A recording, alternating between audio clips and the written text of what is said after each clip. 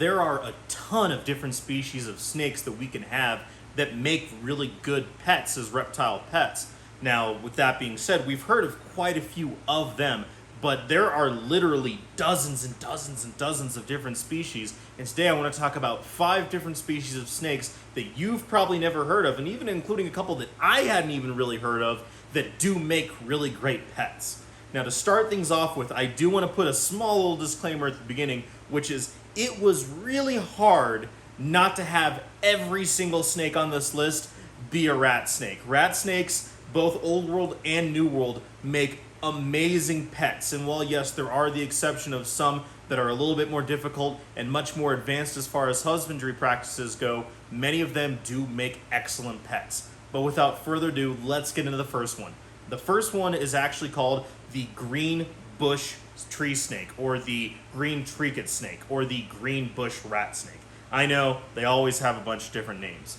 This is a really cool, very beautiful snake from Southeast Asia. They actually have a fairly widespread range, even as far west as even into parts of Western India. But with that being said, they do have a very similar habitat.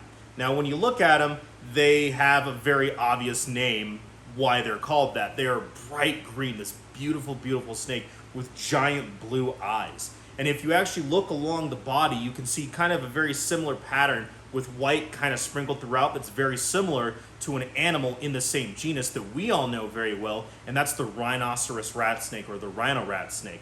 They belong to the genus Goyosoma, which I absolutely mispronounced, but I'm going to put it here as always with the Latin names. Really, really cool different species of Asian rat snakes. They're not the only ones in the genus, but those are the 2 that I have seen most often in the hobby in general. Now, with that being said, as far as kind of how they seem to be a little bit more diurnal and active than the rhino rat snakes. Rhino rat snakes seem to be towing the line more closer to the usual crepuscular animal, more active at dawn and dusk. They seem to be a little bit more active during the day and into the dawn and dusk areas as well. Obviously come from Southeast Asia, rainforest around there. They're semi-arboreal, just like the rhino rat snakes. They do pretty well as captives. Most of them did come in as wild-caught imports for a very long time. There are a few people that are starting to work with them in the United States more, and they're starting to be more captive-born, which is great.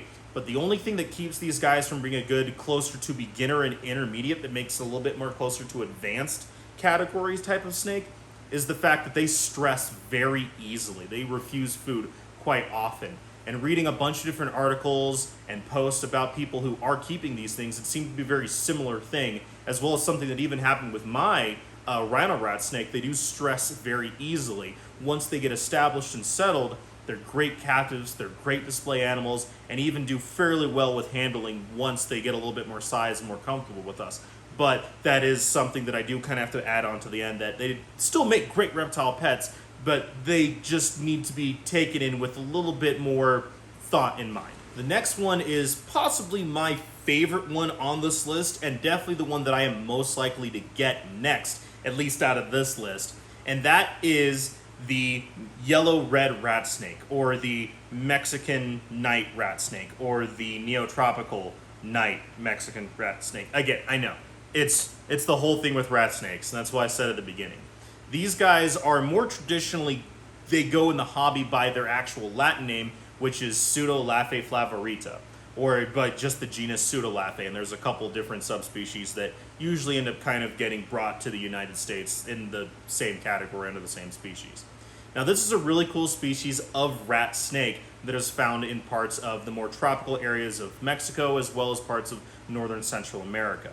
Now, the genus Pseudolafay, if you look at it, it looks very similar to what rat snakes, their genus and classification, were called for a very long time, which is Elaphae. And then they kind of broke it up between the Old World and the New World, with the Old World rat snakes, so the rhino rat snakes, the blue beauties, the king rats, those being Elaphae, and then the New World rat snakes, like the corn snakes and the black rats, and the Trans-Pecos rats, actually not the Trans-Pecos rats, sorry, but the black rats, the gray rats, the corn snakes, being Pantheropus. So when we look at Pseudolafay, when we look at the actual Latin of that, the Elaphae, that's that rat snake, and then pseudo, which is Pseudolafay, which means close to, similar, or false rat snake. They are in fact a rat snake. They're a really cool colubrid. they have a really cool pattern where they are a little bit variable to where usually they're found as kind of a reddish, ruddy brown color of all these large blotches with kind of a yellow background and underbelly. But they do also have a naturally occurring anearthristic phase, which makes them more of a gray and white snake, and as they get older, most anearthristic animals tend to brown out a little bit, so it ends up getting a little bit more muddier color. The other really cool thing about this snake is that they have giant, giant, giant silver blue eyes. And the reason for that is these are one of the species of snakes that are really more nocturnal. There's a big thing in the hobby for a long time that most snakes were in fact nocturnal, where in reality they're more crepuscular, as I mentioned previously with the rhino rat snakes and the bush rat snakes, where they're more active at dawn and dusk. The Pseudolafay animals seem to be much more active at night, and that's actually when they're most often found, both by herping, by road cruising, and actually looking for them when they're suturing for prey items. And speaking of prey items, they actually have a pretty wide range and generalistic diet. They feed on rodents, they will sometimes feed on reptiles, they'll feed on ground and nesting birds because they're very arboreal, and they're often found along cave systems or undercoves where bats are found, because they also found from small animals to adults, they do feed fairly often on bats that are roosting at night. So it's really, really cool to eventually get this animal that is a probably slightly smaller but very slender looking really cool giant bug-eyed silver-eyed corn snake that's really arboreal. An amazing species of snake. It's fairly hardy, maybe just up the humidity a little bit than you would if you're keeping like a gray rat or a corn snake, and a great species of snake to have as a pet, and I super look forward to being able to work with them myself. As you saw in the videos of this one, this is an animal that my friend has that I'm very half-heartedly mentioning to try to steal away from them. Now, as I mentioned before, it was very difficult to not have only rat snakes, and unfortunately this is another one, although I will say this is a really cool snake. The greenish rat snake is a really cool snake because not only is it a natural hybrid, it has a really cool history in herpetoculture. So when I say it's a natural hybrid, they are found in the wild where black rats and yellow rats naturally hybridized or integrated in the wild to create this small little overlap population of animals that were distinctive enough, and they dubbed them the greenish rat. The greenish rat does kind of have this like yellow greenish hue to them, but unfortunately it gets confusing because a lot of other rat snakes share very similar names, like the green rat snake, which is another rat snake found in North America, the red-tailed rat snake found in Asia, as well as the green trinket or the green bush rat snake that we mentioned earlier in this video. It's taxonomy and names, especially with rat snakes, has always been a nightmare. That being said, this is a really cool snake. So when we think about the black and the yellow rats, the black rats usually being a little bit larger, very widespread range. The yellow rats, they're a little bit more southern reaching. They have usually that very nice striking stripe pattern that a lot of the yellow rats and the Everglade rats have, more yellowish color when they hybridize. Sometimes they get that really cool striping, other times they maintain that kind of classic North American rat snake like blotched saddle look of the darker stripes and saddles with that kind of yellowish greenish hue behind them. And they are actually fairly popular, and there are even some larger, well-known breeders who in fact are working with these species as just greenish rats, pairing the two, not combining blacks and yellows, but actually have individual distinct lines of the greenish rat snake.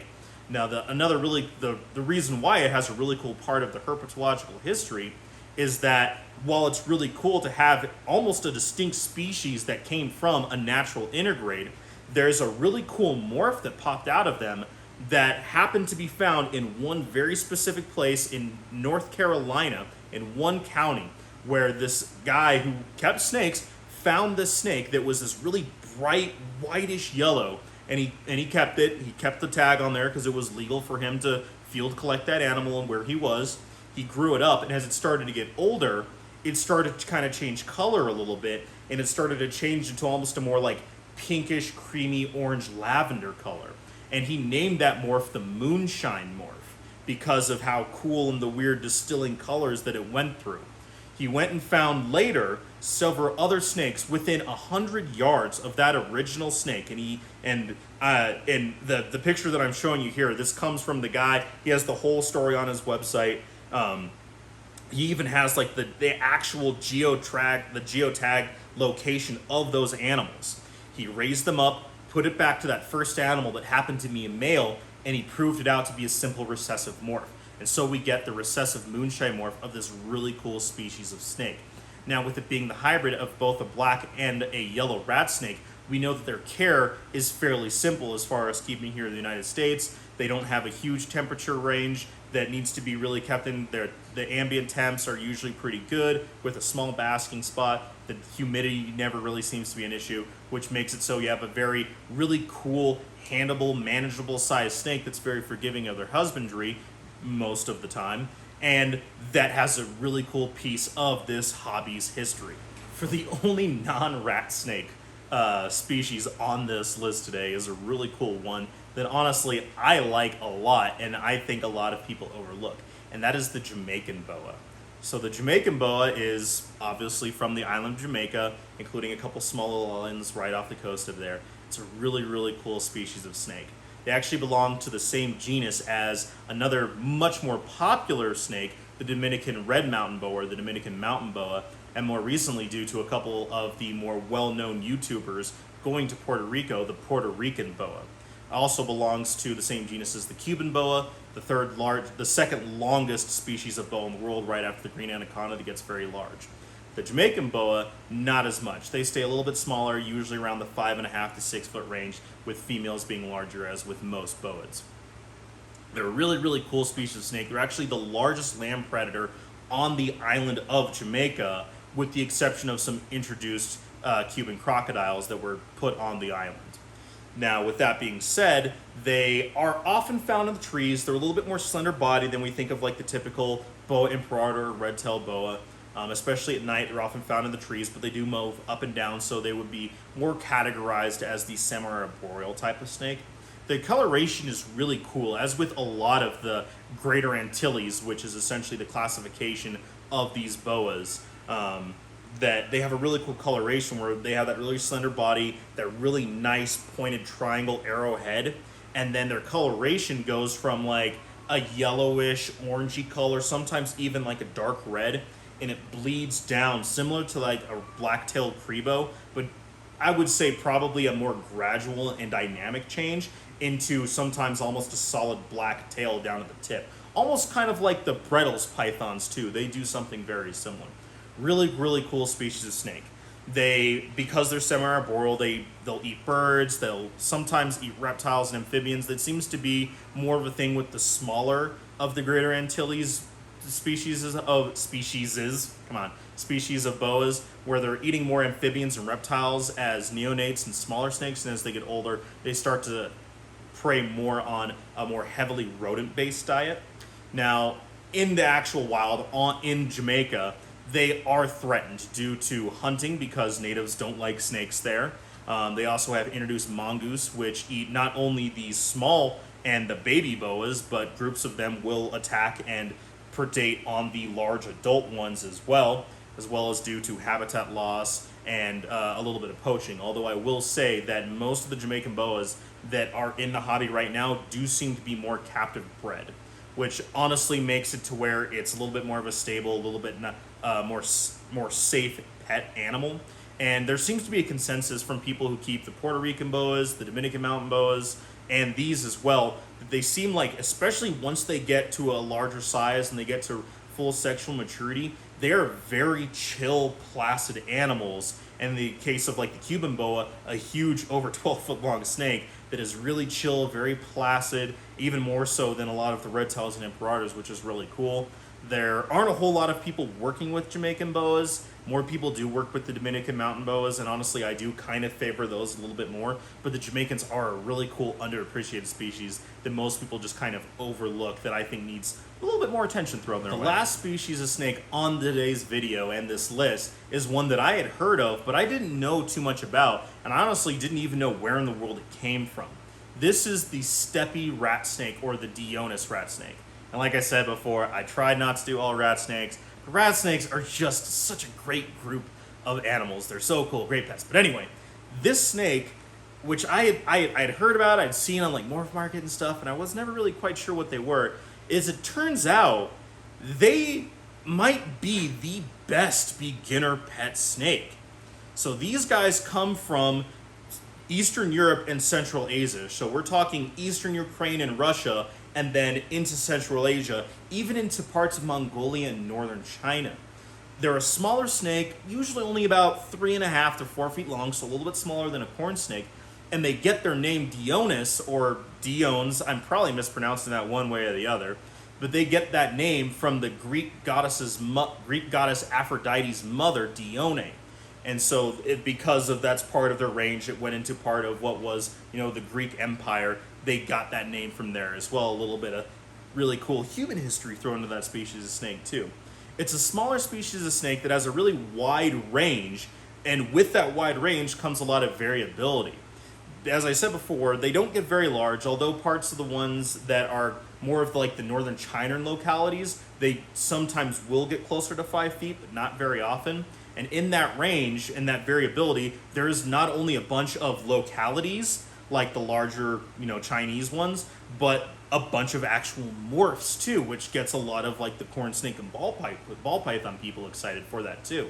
There are melanistics, there are gray phases, there are stripe phases, high oranges, high yellows, high reds. Really cool species of snake. Now, because of that wide range in the part of the world where they are, think Mongolia, it gets very cold in the winter, Eastern Ukraine and Russia, it's a lot more temperate, a lot cooler temperatures. That means the snake in captivity also doesn't eat as high temperatures, which usually means they're a pretty hardy species of snake. They can do higher temperatures, basking temps into the low 80s, but they can do much cooler temps too that we really have to start worrying about with the ball pythons and even some corn snakes, because they come from southeastern parts of the United States, where even though it can get really cold, they're not really active during those parts of the times. These snakes are active and out and about when it's under 50 degrees Fahrenheit out. It's insane. They're very hardy. Supposedly the babies even start to take to feed faster and more readily than corn snakes do. And even wild imports that are going into Europe, and then even ones that are being shipped out of Europe from wild-caught animals, also seem to do better and bounce back faster and seem to handle all the stress involved with wild-caught imports and stuff better than most other snakes in general. Really, the only downside to this species of snake is that for very long longevity, healthy lives, for we're talking into the 30s, 30 years, that they do require a very cold cool down period. We're talking below 50 degree Fahrenheit brumation period. There are some species of snakes like the rubber boa that's found here in parts of North America that also requires to have a healthy, long-lived animal very cold periods of brumation. Not necessarily long periods, but definitely cold periods of brumation. So that's the one thing about this species of snake that's a little bit different than what everyday, Joe off the street is looking for in a pet reptile. A lot of people that are just keeping pets don't necessarily brumate them all the time.